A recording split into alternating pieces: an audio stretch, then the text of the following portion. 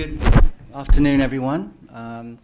Thank you so much for coming today. I'm glad you all managed to make the trip here, if you came from main campus or if you're over in 520 from walking through the tunnel, and hope you're enjoying your lunches and everything. So it is a really great pleasure to introduce today's speaker, a really great friend of mine who I've known for ever and ever and ever, Doug Green, who is the Peter Doherty Chair of Immunology at St. Jude's. One of the most brilliant people I've ever met, one of the nicest people I've ever met, a great mentor. He's trained so many scientists in his lab. It's just an incredible track record. And in addition to his science, just this metric of success is how great a mentor he's been and just what an all-around great human being he is. So really happy to have Doug here. He's been a pioneer over the years in so many different areas, but really looking at the cell death pathway and the mechanics and the biochemistry and the molecular biology of that pathway, but really relating that to so many different aspects of biology, whether it's neurology, neuroimmunology, oncology, if it's p53-induced death. He's been a pioneer in all of those fields, and it's such a pleasure to have you. I guess I'm supposed to give a bio and say where he came from, but he was a Yale trainee, did a postdoc at MIT, was in Calgary for a while, Edmonton for a while, and then was at the La Jolla Institute for Allergy and Immunology for quite a few years, and then 9 years ago became the chair of immunology at St. Jude's. And he's always been a great mentor to me, and I've really valued his friendship over the years. He's been brought here through the generosity of Lycera, so I'd like to thank you guys for sponsoring this trip, and it's been a really great trip so far, and it's going to be a fun night tonight, I hope, as well. So with that, it's all yours. Thanks, Doug.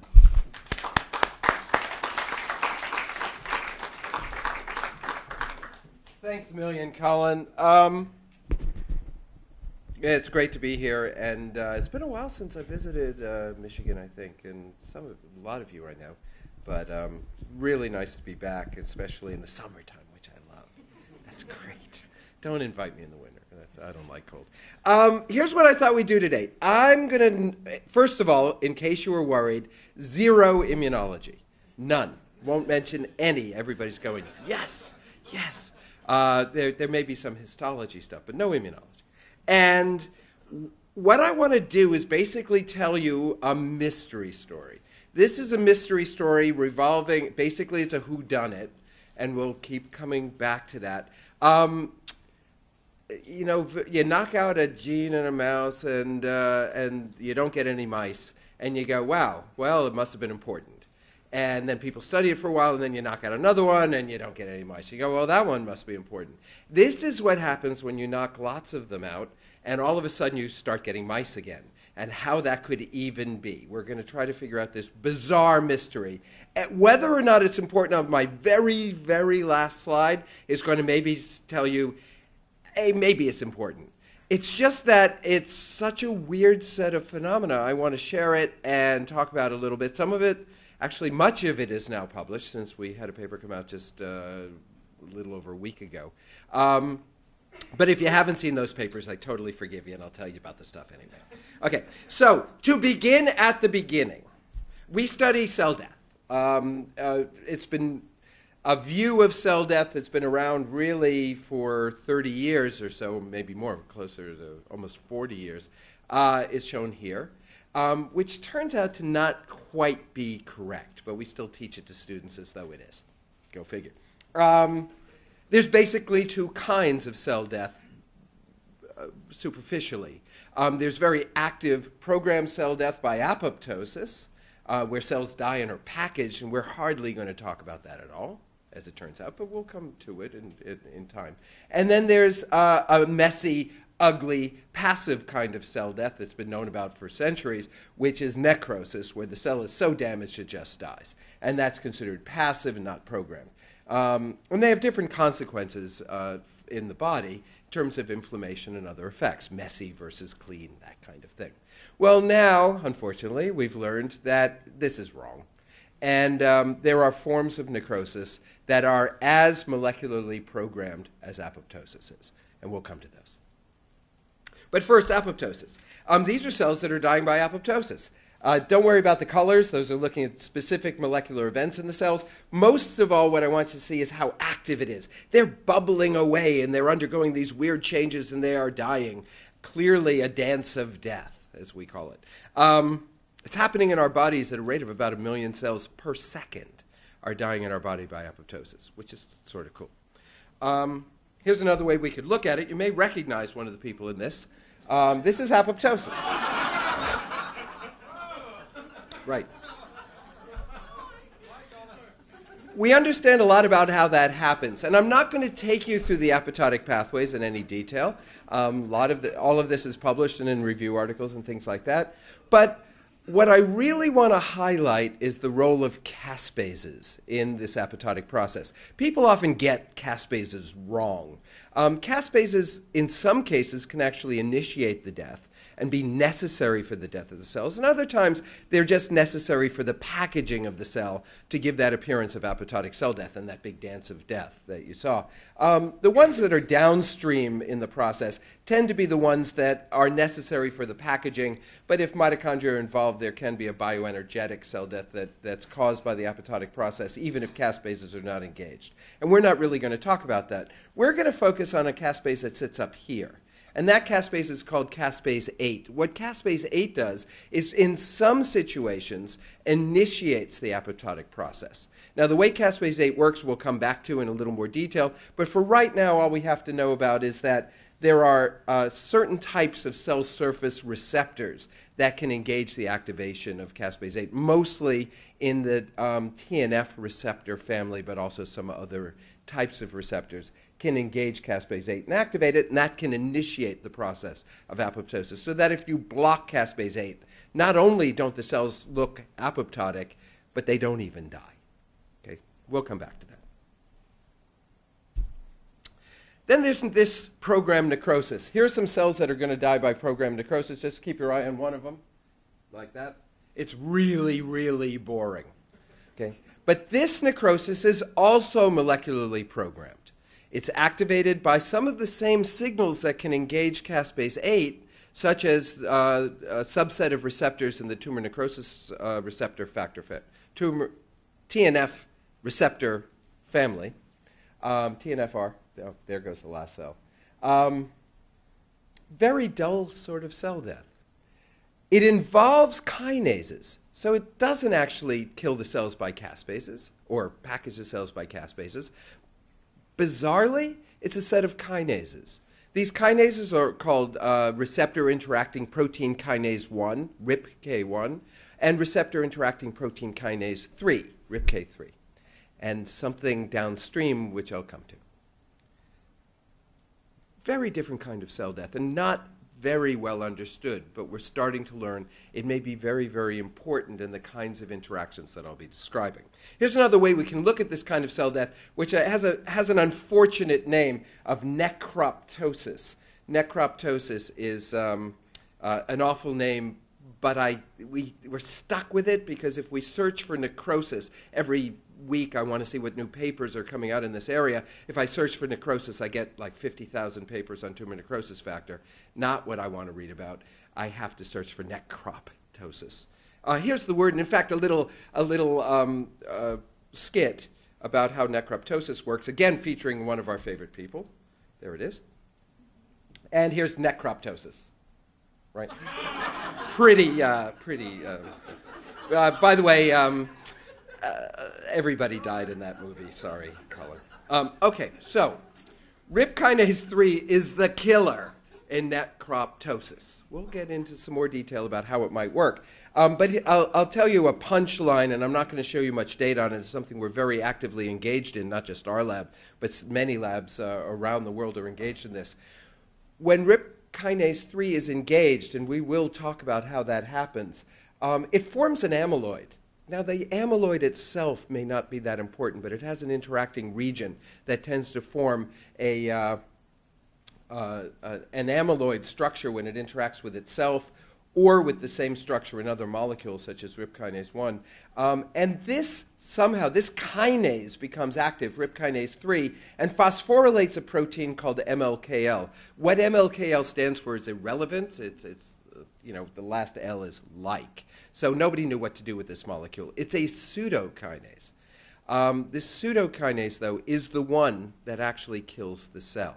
When it's phosphorylated in the same activation helix where if it were a real kinase, it would be activated. But in fact, it's not a real kinase. It has no kinase activity. When it's phosphorylated there, it undergoes a conformational change, just like kinases do, exposing another region of this molecule. And this is where the action is down here. It's called the bundle brace. And that somehow kills the cell by necrosis once that protein is phosphorylated. We're not going to talk too much about that because we still don't understand it, though some people think they do, but they're wrong. But that is actually our pathway. And what's really weird is that this pathway is regulated by a caspase in its particular form, caspase 8, that prevents this process from occurring. So bizarrely, caspase 8 is not involved in promoting this death, as it would in apoptosis. It's involved in preventing this death, which is a little weird and hard to understand, but we'll come to how that works right here. So in a very simple-minded view of this, and trust me, I always think simple-minded, when we engage one of these so-called death receptors, this subfamily of the TNF receptor family, such as the trail receptor or CD95, we recruit to that receptor an adapter molecule called FAD. FAD doesn't have any functions on its own. It's just an adapter molecule. It binds things, and it binds to the ligated forms of these receptors. What FAD then does is bind to the proform of caspase 8, which is inactive, floating around in the cell. And when caspase 8 is forced into a dimer, it becomes active. It's the dimerization of caspase 8 that activates it. And now you could precipitate apoptosis. Caspase 8 then cleaves itself, which stabilizes the homodimer, and then that can promote apoptosis. That's the way these things kill cells. But TNF is different. When TNF engages the TNF receptor, something else happens.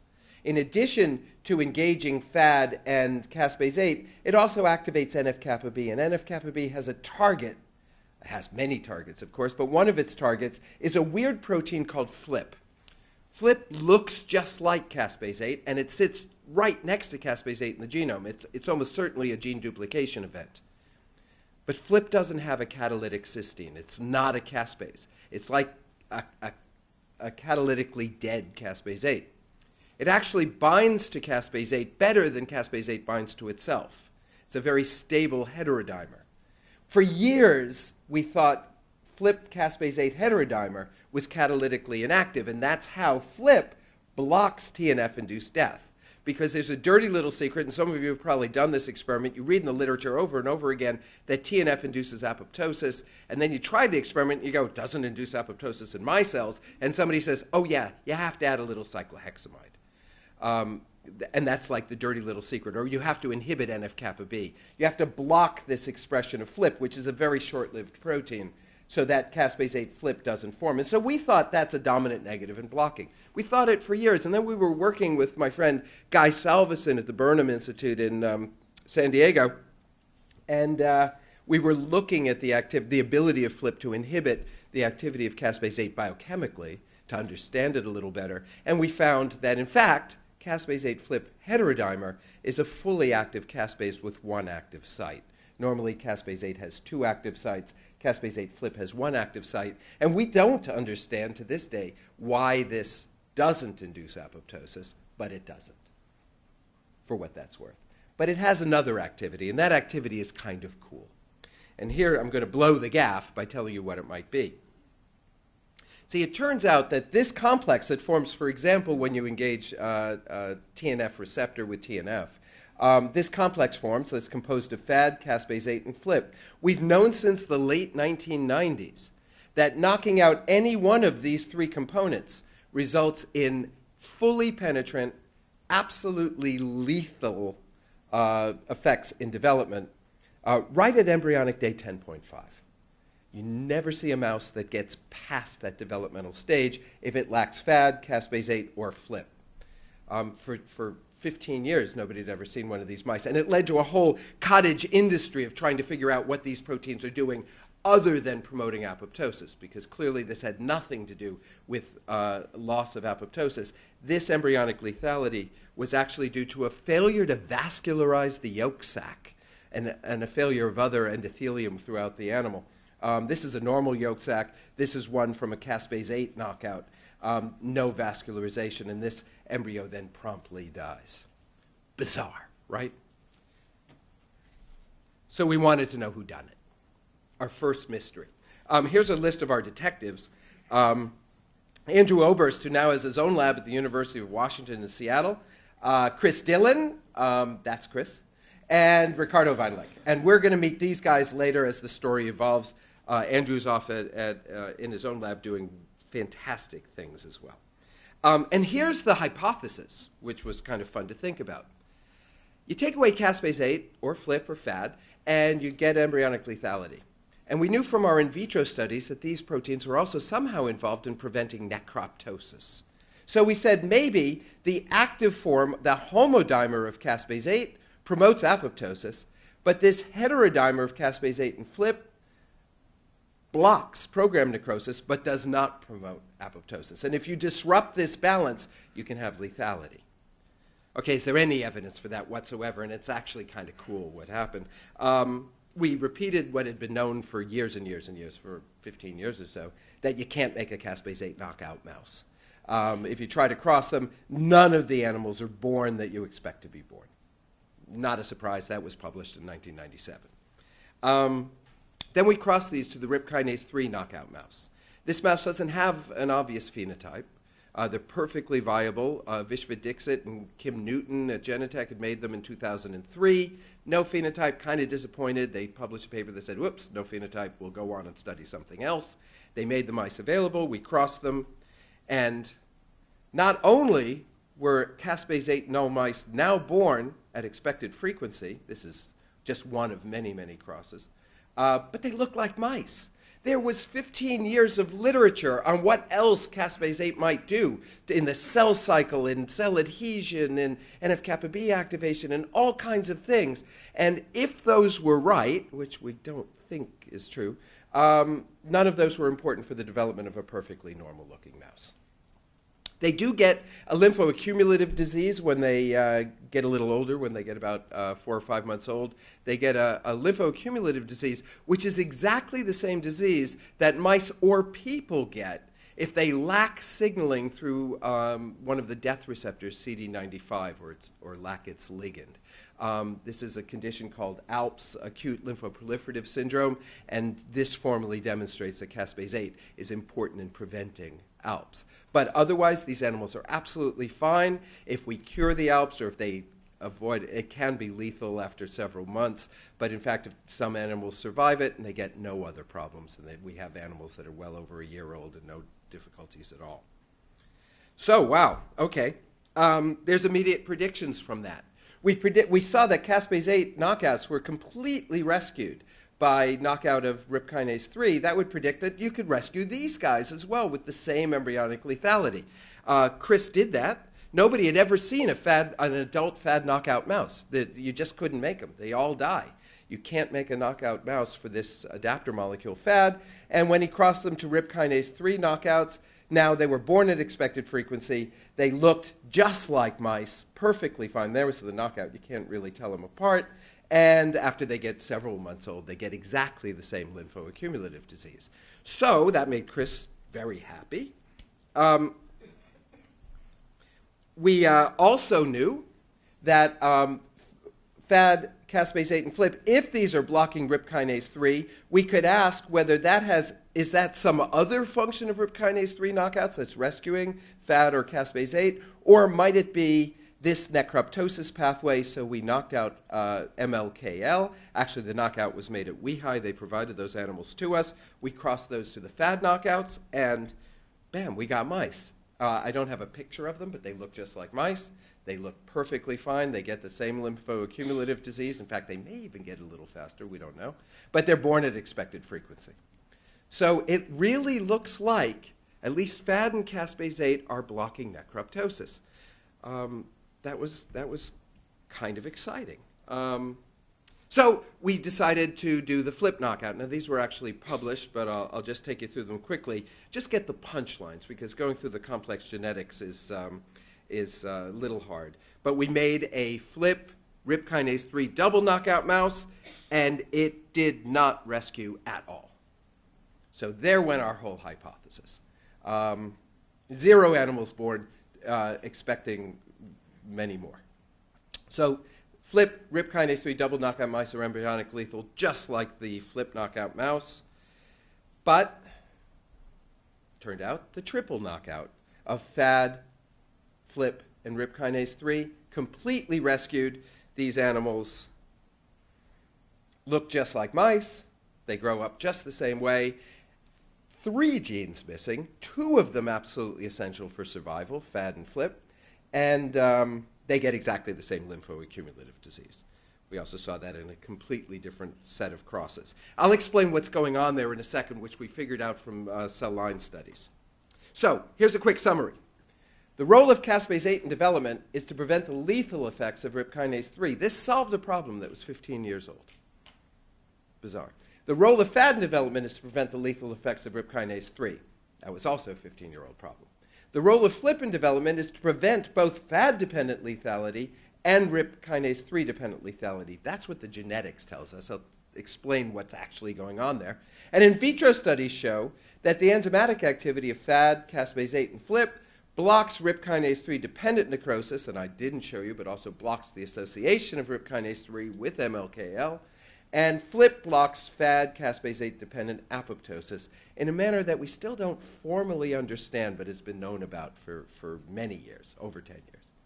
So the complex of FAD, caspase 8, and flip functions to block the lethal effects of RIP kinase 3. Most of those studies were published. There's the PMIDs if you want to jot them down, or I can give them to you later. And the MLKL experiments have not been published yet. Okay, so what's actually going on? Well, we've got this weird balancing act set up, and it's going to get weirder in a minute. If you take away caspase 8, you promote RIP kinase 1 and RIP kinase 3 interactions, and this is all from in vitro work, but we'll come back to RIP kinase 1 in a minute, exposing now certain tissues which are sensitive to these effects to necrosis. And we're going to see what the signal is that's promoting that necrosis in the caspase 8 knockouts in a little while. So they don't live. Their vasculature collapses and they don't live. Okay. If we get rid of flip, even if we get rid of RIP kinase 3, there's no necrosis. We don't have RIP kinase 3 to promote necrosis, but all the components are there to promote apoptosis in the same tissue by the same signals. FAD, caspase 8 will promote caspase 8 homodimer formation in the absence of flip, and this will promote apoptosis. The entire system goes out of balance and collapses with the same phenotype, except now by apoptosis instead of necrosis. But when we take away flip, FAD, and RIP kinase 3, we no longer promote the caspase 8 homodimer formation because we lack FAD. We no longer promote necroptosis because we lack RIP kinase 3. As a result, we rescue the flip knockout, no caspase 8 apoptosis, no RIP kinase 3 necrosis, the animals survive. That's the model, and it seems to hold up. So we reckoned we understood it all pretty well. That's the pathway I just told you about with TNF driving it, and we'll come back to that in a little bit. Hashtag so proud of ourselves. No, I did not just say that. Except there was a problem. In 1998, Michelle Kelleher, one of our collaborators who discussed these things with us, had published a paper that said if you knock out RIP kinase 1, which we knew was necessary to drive RIP kinase 3-induced necroptosis, that was not embryonic lethal. Those animals are born, and then they die right after birth. And that didn't fit any of this. You can knock out RIP kinase 3, and they're fine. But you knock out RIP kinase 1, and somehow the whole system collapses, but not with the same phenotype as FAD, flip, and caspase 8, with the embryonic lethality at day 10, but instead right after they're born. The animals died between day 1 and day 3. There's no gross defects in these animals, nothing obvious. Histologically, they have some cell death in various tissues. They feed, but they fail to gain weight. They're also distressed to some extent. They die quite quickly. That was also all described in 1998. So why is the RIP kinase 1 knockout lethal? Maybe it's just something totally different. Nothing to do with these things we're talking about. And obviously, I wouldn't be telling you all this if that was not true. It is what we're talking. It is all related to the things we've been talking about, but it represents a really bizarre balancing act, a mystery. Here's our detectives. There's Chris Dillon, somehow always in Christmas gear, maybe because it's Chris. Diego Rodriguez, I don't know what the duck thing is that these guys are all using, but okay, ducks. Diego Rodriguez, James Cripps, and Giovanni Corato, and again, Ricardo Weinlich, who's somehow always sitting at his computer in exactly the same pose. Okay. We reckoned we had a pretty good idea. Now, before I tell you, we're wrong, but it's going to get more interesting, more complicated. There were a number of papers that said when TNF receptor is ligated, RIP kinase 1 is required for the expression of FLIP. And we already knew that you need FLIP to block caspase 8-induced apoptosis, and then the caspase 8 FLIP complex with FAD blocks RIP kinase 3-induced necroptosis. And so when you take this out, you predict you're going to lose all that stuff downstream there, but you're going to also lose FLIP, and as a consequence, engage apoptosis, and that's how it's working. So, easy experiment, we thought, except we were wrong. If we delete caspase 8, or FAD, we should completely restore balance to this system in a RIP kinase 1 knockout. And that didn't work at all. These are the controls.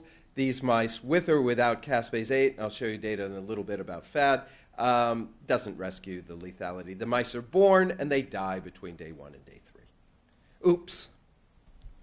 We reckoned we didn't understand it at all. Maybe it had something to do with RIP kinase 3. Maybe we were completely wrong. Maybe there was some weird interaction. RIP kinase 1 doesn't just induce RIP kinase 3. Maybe, I don't know. We didn't know what was going on, but it didn't matter. Crossing the RIP kinase 1 and the RIP kinase 3 knockouts together, they lived a little longer. They didn't die at day 3, but most of them died in the first week, and we had one mouse survive, but that turns out over many, many animals now, that was the only one that ever survived. They all die in the first week. They live a couple more days, but not really. So RIP kinase 3 had something to do with it, but certainly wasn't the answer. And then, because we were doing it, I'd love to say we had better reasons to do this because we weren't this smart. As a result of the way the crosses were happening, one day Chris came in and he said, you know, I've got RIP kinase 1, RIP kinase 3, caspase 8 triple knockout animals running around. And they're fine. They look just like mice. They grow up just like mice. Here's a picture. They can't tell the difference. First RIP kinase 1 knockout ever seen as an adult animal. And they grow up just like their litter mates, and when they get older, they get that same lymphoaccumulative disease that the caspase 8 RIP kinase 3 double knockout gets. What in the world is going on? Well, just to make sure, we checked if this was true in FAD, and we could similarly rescue weaning. We could let these animals would grow up if RIP kinase 1 was knocked out, but we also knocked out RIP kinase 3 and FAD, which, remember, is the adapter for caspase 8, so it makes sense. These animals also rescue exactly the same way, look just like mice, and grow up just like their litter mates. No differences. So there seemed to be something to it, but it didn't quite make sense. We reckoned there was a signal when we take away RIP kinase 1, and at this point, all of the literature said you need RIP kinase 1 to drive necroptosis, so we figured this was gone. But we had to delete RIP kinase 3 to rescue now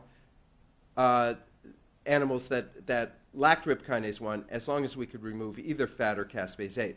At least there's a prediction that if we have the RIP kinase 1, RIP kinase 3 double knockouts, that would leave only the apoptosis. Was that true? And indeed, it seemed to be. These animals filled up with apoptotic cells in the intestine, also in the lungs and spleens, and so there was a lot of cell death going on in these animals before they died in the first week. And when we got rid of FAD or caspase 8, the animals were completely fine, no cell death, and they grew up.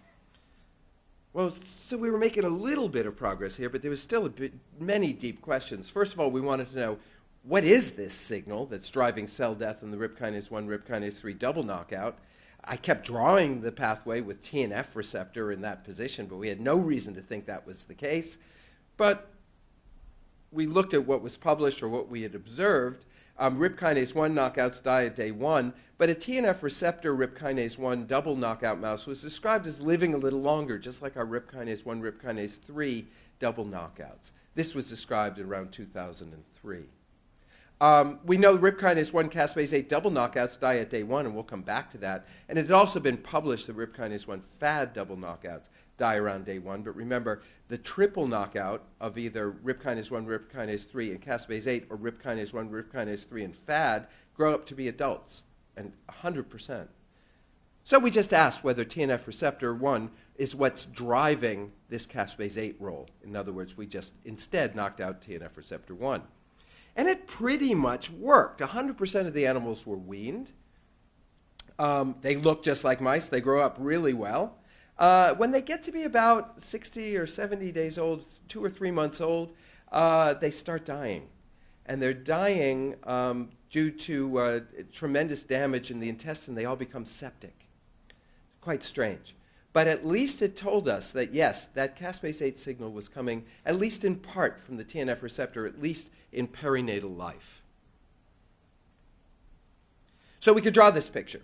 TNF receptor drives RIP kinase 1, which drives RIP kinase 3, leading to necroptosis by MLKL. That's all pieced together from the bits and pieces I've told us. It also drives FAD and caspase 8. RIP kinase 1 seems to promote the expression of FLIP. I didn't show you that data, but that's consistent. And that in turn blocks the pro-apoptotic aspects of this, but that in turn also blocks the necroptosis induced by RIP kinase 3 MLKL interaction. But the only way we could make sense of our genetic data was to propose, which had not been proposed before, that there was another signal. And this signal does not require RIP kinase 1 to promote necroptosis, but instead bypasses RIP kinase 1 to promote it directly through RIP kinase 3. And in fact, somehow RIP kinase 1 functions to block this by recruiting FAD, caspase 8, and FLIP.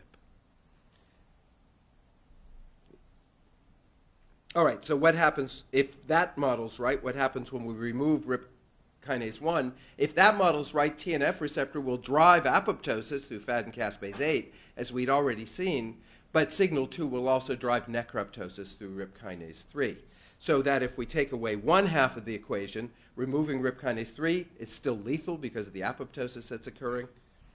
And if we remove the other signal, now signal 2 is driving necroptosis, and that's also driving the lethality in these animals. Is there any hint that that could be the case, so that when we remove both arms, make the triple knockout, we restore balance in this bizarre balancing act, and somehow by destroying 3 different components of these pathways, we restore survival in these animals?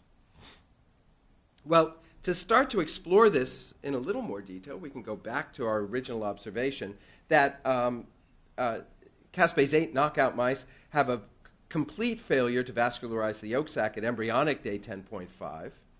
We know about that, and also FAD knockouts and FLIP knockouts have the same phenotype. But we also had realized that RIP kinase 1 knockout with caspase 8 or FAD deficiency rescued the embryonic lethality. The animals were all born at expected frequencies, but they all died in the first 3 days. And we knew how to rescue that now. So that says the RIP kinase 1 deletion rescues early lethality caused by caspase 8 or FAD deficiency, which says basically that by removing this pathway, we're exposing to necrosis, and then by removing RIP kinase 1, we restore survival. Maybe that's all through TNF receptor. Well, it's part of the answer, and it goes very well with our TNF receptor triple knockouts. When we remove TNF receptor 1 from a caspase 8 or a FAD deficient animal, all of the animals survive past embryonic day 10.1. They now vascularize their yolk sacs, and they die several days later. They're still not occasionally in animals born, but for the most part they're dying around day 17 by some other mechanism. So we can now say that TNF receptor plus another signal 1 is driving RIP kinase 1, RIP kinase 3 to program necrosis, because if we remove RIP kinase 1, these animals, caspase 8 or FAD-deficient animals, are all born, and these animals are not. So there are other pathways. Embryonic survival requires FAD caspase 8 to inhibit TNFR1-induced RIP kinase 1, RIP kinase 3 dependent lethality. But that doesn't tell us what's happening upon birth when signal 2 apparently becomes relevant, or what signal 2 might even be. In exploring this, Diego Rodriguez in the lab started to explore another set of interactions. Now, the literature suggests that engaging toll-like receptors, and I know we have toll-like receptor experts sitting around here who work with Gabe and other people, engaging toll-like receptors, especially the adapter molecule TRIF, engages necroptosis, which is blocked by caspase 8, FLIP, and FAD. And all of the literature said that's RIP kinase 1 dependent, but we thought the evidence for it wasn't very good, so we interrogated it directly. To do that, what Diego did was he constructed a TRIF that he could artificially activate just by dimerization, using an FK binding protein domain and a drug that would bind to it, and by putting two together, he'd oligomerize this adapter molecule TRIF. We were particularly interested in TRIF because TRIF has a motif that is the same as what's present in RIP kinase 1 and RIP kinase 3, and therefore could cause their aggregation and perhaps activation. And in fact, this worked pretty well. As it had already been described in the literature, you could, if you dimerize TRIF, and what had been described was engaging toll-like receptors, but if Diego dimerized TRIF, the cells would die, but only if he blocked caspases. Worked quite nicely. However, when he got rid of RIP kinase 1, now, even in the absence of caspases, that FAD, FLIP, caspase 8 complex that blocks necroptosis, no longer was engaged, and these cells died in exactly the same kinetics. And what we could see as a consequence was the association of RIP kinase 3 and MLKL promoted even in the absence of caspase inhibitors when RIP kinase 1 was at least knocked way down in the system. So maybe that was a little part of the story, maybe a tidbit. So the question was, the TNF receptor 1, RIP kinase 3 triple knockout survives because the TNFR1 is giving the signal that engages caspase 8. Is it possible that TRIF, through TLR engagement perhaps, is providing the signal that will engage RIP kinase 3 to kill these animals, and therefore if you do have RIP kinase 3, maybe removing TRIF would have some effect on this survival. Didn't work great. Not yet another triple knockout. Believe me, our animal bills were unbelievable. But TRIF turns out to be one signal 2 in perinatal life. When we just knock out RIP kinase 1 and TNF receptors, the animals all die in the first week of life. If we knock out, that was RIP kinase 1 and TRIF, the animals all die in the first week of life. As described, if you knocked out RIP kinase 1 and TNF receptor 1, they survive a little longer. And when we also remove TRIF, they survive still longer, but they still all died, many of them reaching weaning, but still die very shortly after that. Not a great rescue, but highly significant effect. So we could say TRIF is one signal, but it's not the only one.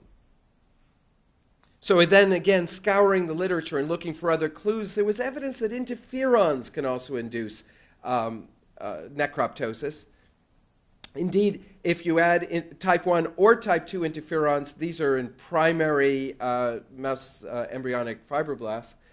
If type 1 or type 2 interferon is added to them, nothing much happens. But if you then again block caspases to block that FAD, FLIP, caspase 8 complex, now there's extensive cell death by either type 1 or type 2 interferon, and that's completely dependent on MLKL, which tells us it's necroptosis.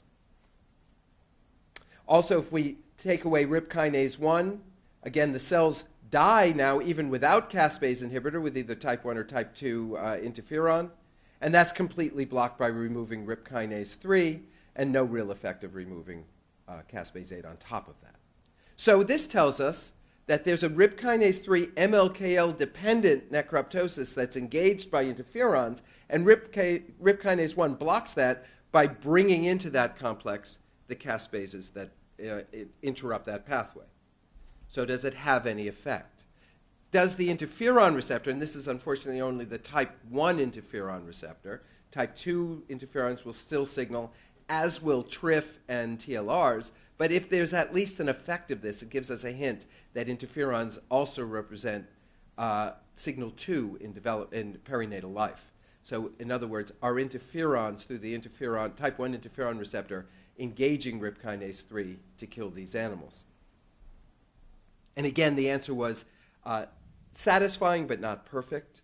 Again, the animals all die shortly after birth. TNF receptor knockout partially rescues them, as I showed you before, but now also removing the type 1 interferon receptor has a really significant effect on keeping these animals alive longer into perinatal life.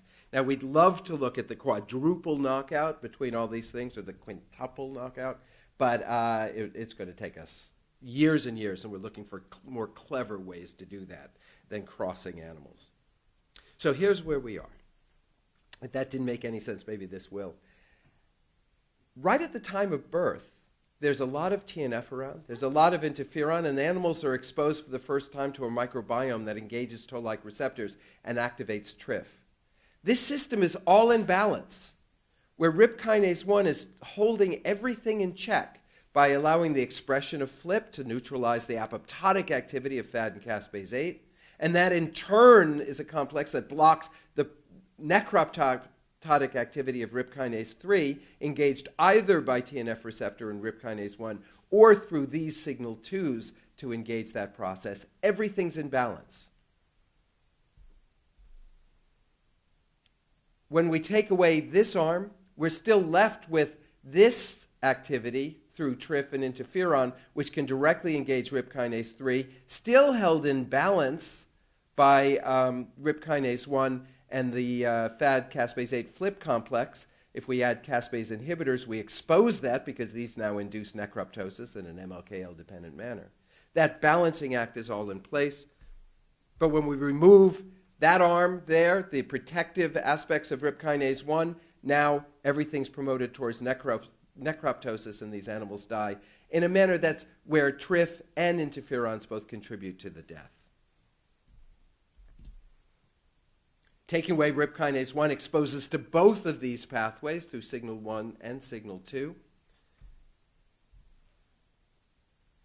But when RIP kinase 1 is there, everything is in balance and fine. We don't know what this is there for. Why is the system built in this bizarre, finely balanced manner? One hint might be that viruses disrupt this process. Viruses can disrupt it in a lot of places. Many viruses, especially DNA viruses, have caspase inhibitors that block caspase 8. Some of them also block translation of cap-dependent proteins, including FLIP, which has a very short half-life and would be taken out of the pathway. Now, there's also emerging evidence that some viruses, again DNA viruses, have RIP kinase 3 inhibitors. The fact that these are there in viruses might suggest that this whole balancing act might have evolved to detect if a cell's been infected. And maybe another hint is that the only cells in our bodies that are susceptible to these pathways are epithelia, endothelia, and hematopoietic cells, all what we might think of as barriers to infection, either real-life barriers like the epithelium or the endothelium, or barriers in the sense of immune responses traveling through the body. So maybe that's why that whole system's there. There's another thing to consider, that because the system is built this way, that means that there's also opportunity.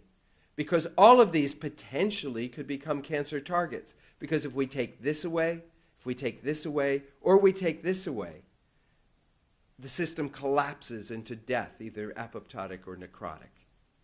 Maybe all of those become targets. Unfortunately, it's the scaffolding function of RIP kinase 1 and not its kinase activity that does that, so it may not be that easy to target RIP kinase 1 in this way. But these might actually be relatively easy to do. Everybody's always focused on blocking caspases as a way to prevent cell death. This is a way blocking caspases can promote cell death. these are all the people who worked on this project and did it, but I've really tried to highlight as we went along. I showed you their pictures and we talked about what they actually did. And I want to finish up with just one very last thing before I take questions. You know, this is a very complicated area, obviously, and one we're struggling to understand through mouse genetics, but also through a lot of biochemistry in cells, which I didn't take you through. It's a complicated area, but if cell death is something you're interested in, either from the perspective of immunology or from cancer biology or just in development, both in mammals but also in model organisms, it's almost impossible to learn this by reading review articles. There are thousands and thousands of review articles on apoptosis, and they don't always agree with each other. What we really, really need is a book. We need a book written by one person. Not a chapter book, but a book written just by one person who puts it all into perspective and should be easy and fun to read and should be available on Amazon. And guess what? There really is one. It was written a couple of years ago, but most of what I told you about is in this book, not the last stuff on RIP kinase 1. That was just published last week. But believe me, I make at least $2 per book when they're purchased. So I'm doing that as a full disclosure, but really I don't make any money on this book at all. I wrote it so people would read it. I hope you will. I hope you'll go find it on Amazon. And even if not, remember, Father's Day just passed. If you didn't get your dad a gift, remember, nothing says I love you like a book about cell death. Thanks a lot.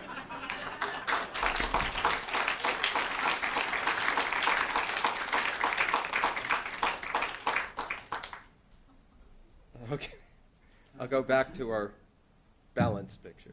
I'm going to ask the first question. So, can I use the I word and talk about immunology? Yeah. As long as nobody else oh, no, everybody's walking out as soon as you said immunology. Yeah.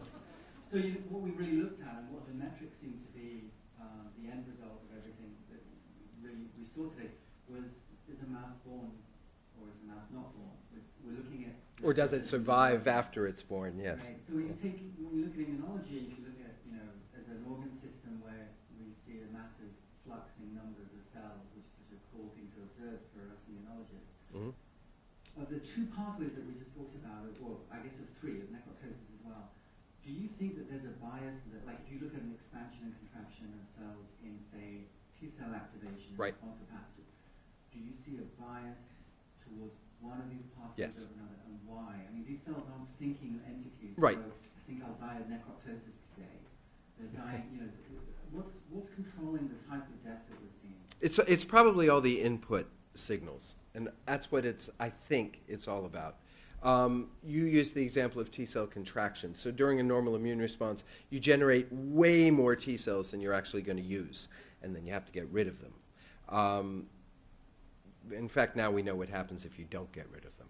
But that's none of these pathways involved. That's actually the mitochondrial pathway of apoptosis through two triggering molecules, one of which, BIM, is, and the other one, PUMA, are engaged by metabolic stress.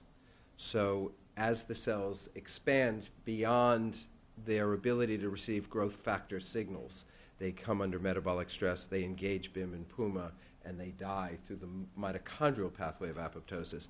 It's really kind of curious because if we take that out of the equation, don't let them die, they don't function. They don't turn into some other cell. We call them zombies because they're there, they're alive, but they don't function.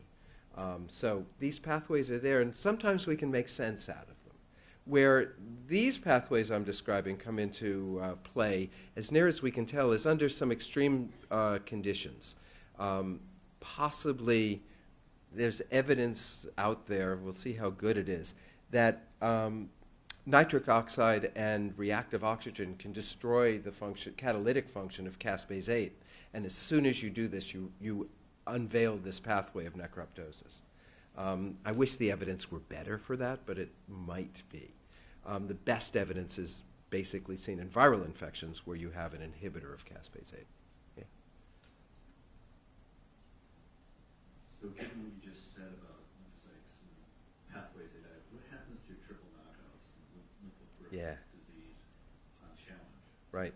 So before they get, so when they get that lymphoaccumulative disease, it destroys the architecture of the spleen and lymph node, and those animals have severe immunodeficiency at that point. Although if you take the T cells out of those animals, they can still respond. So that seems to have to do with lymphoid architecture. But that doesn't happen for months and months and months. So when the animals are younger, when the animals are, say, 2 months old, they have perfectly normal immune responses, despite lacking several critical components of cell survival machinery, right, or cell death machinery. Their responses are absolutely normal, as near as we can see.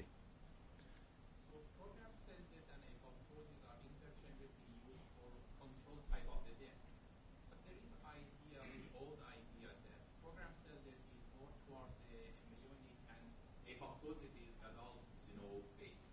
So do you have any kind of idea about these Right. two, especially when you say in some of the mice after Right. a few days after born they die? Yeah, unfortunately, this is a problem that comes from nomenclature and not from reality. So programmed cell death was originally coined as a term. I mean, that it hasn't always been around. It was coined in the 1960s to describe cell death that occurs in development at a programmed time in development. Later in the 70s, as apoptosis was discovered and named, and its role in development was seen, it became synonymous with programmed cell death. But we also knew that apoptosis was also occurring under a wide variety of other circumstances as we began to learn more into the 90s when it resurged as an area of study. We knew that adult tissues could engage apoptosis as well. The same is true for this program necrosis. So we've done and published the experiments that ask what happens if you remove caspase 8 not from an embryo, but from an adult animal, or just remove it in one tissue, but in an inducible, acute fashion. And it has exactly the same effects. So when we only remove caspase 8 from the skin, we get massive necrotic cell death and inflammation as a consequence of that. When we only remove it from the gut in vivo or from the hematopoietic lineage, acutely though now, not developmentally, within a few days, there's massive necrotic effects as a consequence. So these things are ongoing. This balancing act isn't just there for development, it's there through, we think, throughout life, because that's what we're observing. Yeah. You alluded that perhaps these pathways are evolved to fight infection, and you mentioned perhaps DNA viruses. Now, in the rescue, at least a question that was asked, a related question, in the mice that are rescued, there are 3 of these pathways. If it is true that they get involved in viruses, host defense, do you challenge them with viruses to see that you reveal a deficiency, rather lacking this problem may be beneficial for the adult? Right. Right. So this has been done for DNA viruses and published. Francis Chan was the first to infect RIP kinase 3 knockouts, and we've also done the RIP kinase 3 caspase 8 knockouts with things like vaccinia and LCMV. We've also done, and it isn't published, we've done extensive studies in influenza infection and RNA virus, and also see profound perturbations in the responses, tremendous sensitization to these viral infections. So it does suggest, the caveat, the reason we're terribly careful about this, is that we still can't say with any certainty that those effects are strictly due to changes in cell death pathways. It's still formally possible because RIP kinase 3 is a kinase. It could be having other roles in the inflammatory response that might be important in the control of viral infection. And in fact, I say that in part because Francis Chan has just published a paper where that's what he thinks, that it's not necroptosis per se, but rather the control of inflammatory cytokines by RIP kinase 3. The test will come as we get enough of the MLKL knockout animals and do our infections in those. That's coming very soon. We're just doing the experiments. Yeah. Pick up on a question that Nick asked, actually. So if you take FAD as an example, so FAD was described initially, as you know, when he used to hybrid screen, Right. when he was here, and Anish Tiwari, he was actually back here now as a student. So it was really defined initially as a fast interacting protein, Right. death domain interactions, and we know that RIP can also bind fast through a death domain heterotypic interaction under force it doesn't It, bind yes, together. yes, that's exactly So how it binds. Yes. It's much harder to find FAD in a TNFR1 complex than it is a FAS complex. Why is that? If you were to replace Yeah. TNFR1 and your pathways with FAS CD95, would they look similar or would there be big differences? Yeah, there are some differences. So when I drew highly simplified versions of this, what happens really when TNF receptor is ligated, it recruits a complex called complex 1 that includes another adapter that I didn't have on my pictures called TRAD. These all have cute names, right? And also engages RIP kinase 1.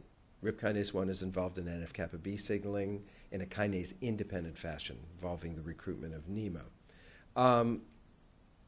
That then dissociates, and it is the dissociated complex that now recruits FAD.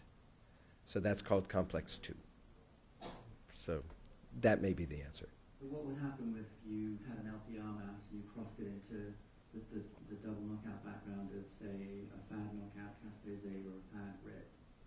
Would you see? Would you rescue the LPR effects? Oh, no. I mean, we get the LPR effects just in our animals already. But we are doing so. When I sort of hand waved and said there must be another signal 1 in embryonic development, our favorite choice is CD95 FAS. It's a hematopoietic event that occurs. It's happening around day 15 when the hematopoietic system's expanding.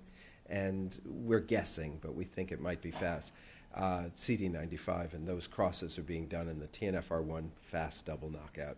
Trouble is, these things take enormous amounts of time, and the analysis is difficult, and the rewards are small, so we'll see.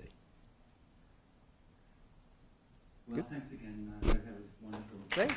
Thank you.